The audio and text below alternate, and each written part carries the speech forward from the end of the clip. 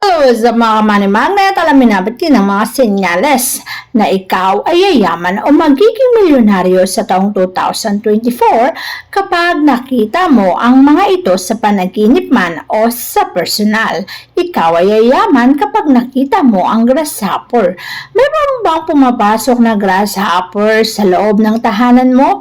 Ang mga ito naman ay hindi nagtatagal. Ito'y panandalian lamang. Ngunit kapag ito ay pumasok sa loob ng tahanan mo ay hayaan mo lamang. Isa lang kasi ang nais ipahiwatig nito na mayroong darating na kaperahan sa buhay mo. At ang kaperahan na yan ay hindi lang basta pera, kundi malaking halaga na magbibigay sa iyo ng mga resulta ng pagyaman. Nakakita ka rin ba ng 4 leaves clover? Alam mo bang kapag nakita mo yan, pwede mong ilagay yan sa pendant mo at ikwintas ang bagay na yan. Ito'y magsisilbing swerte o charm sa buhay mo. Na kapag ito ay meron ka o suot-suot mo man o pinalaminate mo at nilagay mo sa pitaka o kaya naman sa bag mo, ikaw ay yayaman at paniguradong magkakaroon ka ng mga pagyaman na hindi mo inaasahan. Ang career mo ay magtatagumpay, magiging successful ka rin sa taong 2024. At syempre, hindi mo wawala sa listahan ng mga bubuyog.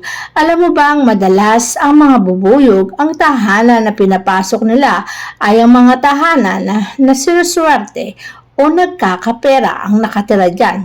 Madalas sa mga bubuyog ay hindi naman basta pumapasok. Ngunit kapag ito'y pumasok sa tahanan mo, isa lamang ang ibig sabihin yan. Binibigyan kang senyales na ikaw ay yayaman. At ang karir mo ay magtatagumpay, pati na rin kung ikaw ay may negosyo. Kaya naman napakaganda na may bubuyog na pumasok sa tahanan mo, sapagkat ang pagyaman ay darating na sa buhay mo. Pagdating naman sa panaginip, nakapanaginip ka ba ng dumi ng tao? Alam kong hindi naman ito maganda sa pakinggan, pero alam mo bang kapag ito'y napanaginipan mo, ang ibig sabihin lamang nito ay pera. May mga pagkakataon na kapag napapanaginipan to, ang tao ay nagtatagumpay sa kanyang karera sa pagnenegosyo. Kaya naman kapag napanaginipan mo to, pwede ka nang magsimula ng negosyo kung saan ang negosyo na yan ay magbubloom at magbibigay sa iyo ng isang malaking kita. Maaari din itong maraming franchise na maganap kung saan ikaw ay siswertihin na sa buhay. Kapag naman nakita ka ng mga bag at iyan ay napapailalim sa tahanan mo, ang sinyalis na binibigay niyan ay kaperahan din sa buhay mo. May kakatok sa tahanan mo na may magandang balita ang dala. At ang magandang balita na yan ay ibibigay sa iyo sapagkat ang senyales ay pumasok sa tahanan mo. Magugulat ka na lamang sa magandang balita na yan na magriresulta ng magandang buhay at kapalaran para sa iyo. Kaya naman kapag nakita mo tong pumasok sa tahanan mo ay huwag mong itaboy para swertihin ka sa 2024. Isa rin ang mga butiki sa napakaswerte kapag nasa loob ng tahanan mo. Lalo na kung nakakita ka ng butiki na may 2 buntot. Kunin mo ang buntot nito at pwede mong gawing anting-anting o swerte para sa buhay mo. Isa pang papaswerte ng mga butiki ay kapag palagi ang tumutunog sa tabi mo habang ikaw ay nagtatrabaho. Alam mo bang meron yung senyalis na ibinibigay na maraming swerte ang mangyayari sa iyo? Lalo na kung matagal yan na tumutunog at laging nandiyan sa tabi mo. Lahat ng gagawin mo ay siswertihin hanggang makita mo ang sarili mong yumayaman sa 2024. Lalo naman kung may palakang biglaan na lang pumasok sa tahanan mo. Kaya pumasok ang palaka na yan ay malakas ang pakiramdam nila. At binibigay nila senyales na ang tahanang pinapasok nila ay may swerteng paparating na at ang swerte na yan ay mapapasa kanilang buhay na ngayong 2024. Kaya naman nakakita ka ng palaka, huwag ka mantiri. Hayaan mo lamang sila sapagkat kusa silang aalis at lalabas ng tahanan mo. Ibinibigay lang nila ng pahiwatig na ikaw ay nalalapit na ang pagyaman mo. Bibihira sa atin na makakita ng 11-11.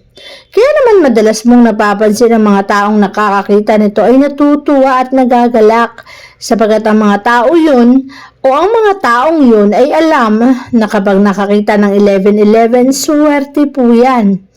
Binibigyan ka rin senyales na may swerteng paparating sa buhay mo. Maaring ang swerte na yan ay patungkol sa karir mo o kaya naman ang swerte niya na ay patungkol naman sa buhay mo na mangyayari sa iyo sa taong 2024. Maaari kasing magkaroon ng isang oportunidad na darating sa isang taong makakakita ng 11-11 at swerte ang dala niyan, lalo naman kung may mga butterfly na nagliliparan sa loob ng tahanan. Sabi nila, malas daw yan. Pero ang totoo, ang mga butterfly na yan kapag nagliliparan, lalo na kung kulay puti, isa lang ang ibig sabihin yan. Pinapaiwatig niya na may pera. At kapag marami ang mga butterfly nagliliparan sa tahanan mo, maraming pera ang darating sa buhay mo. Magugulat ka na lamang na kung dati ay lagi kang gipit at walang pera ay biglaan ka na lamang magkakapera. Napanaginipan mo ba ang Golden Buddha? Gold means pera. At kapag napanaginipan mo ang Golden Buddha, pera po ang katumbas niyan. Pera po ang kahulugan niyan. Kaya naman matuwa ka kapag ito ang napanaginipan mo dahil binibigyan kang senyales na nalalapit na ang pagyaman mo. Ang mga related sa gold kasi kapag napanaginipan, pera po ang katumbas niyan. Kaya naman ang perang yan na darating sa buhay mo ay ingatan mo upang dumoble at maging siksik-liglig at nag-uumapaw ang swerteng darating sa iyo. Kung swerte ang gold, swerte rin ang mga kaperahan sa panaginip. Literal na kapag nakapanaginip ka ng pera, pera din ay darating sa buhay mo. At hindi lang basta pera, kundi maraming pera. Maaaring sa trabaho mo na magbibigay sa iyo ng malaking kita o maging sa negosyo mo. Basta't kapag nakapanaginip ka nito, anumang gagawin mo ay ingatan mo sapagkat ito ay swerte na magbibigay sa iyo ng malaking halaga o malaking kita. Kaya naman matuwa ka kapag napanaginipan mo ay kaperahan dahil literal na kaperahan na idarating na sa buhay mo. Napanaginipan mo rin o meron ka kayang horseshoe? Alam mo bang ang horseshoe, lalo na kung ang horseshoe na yan ay gamit na ng kabayo at ikaw ay nakapulot nito, abay dalhin mo na sa tahanan mo, linisin mo lang ito at ilagay mo sa padero kaya naman sa pintuan mo. Pataas ang paglalagay nito para parang sakop mo ng swerte at sahod-sahod mo to. Kapag meron ka nito sa tahanan mo, patuloy ang dating ng kaswertehan at blessing sa buhay mo.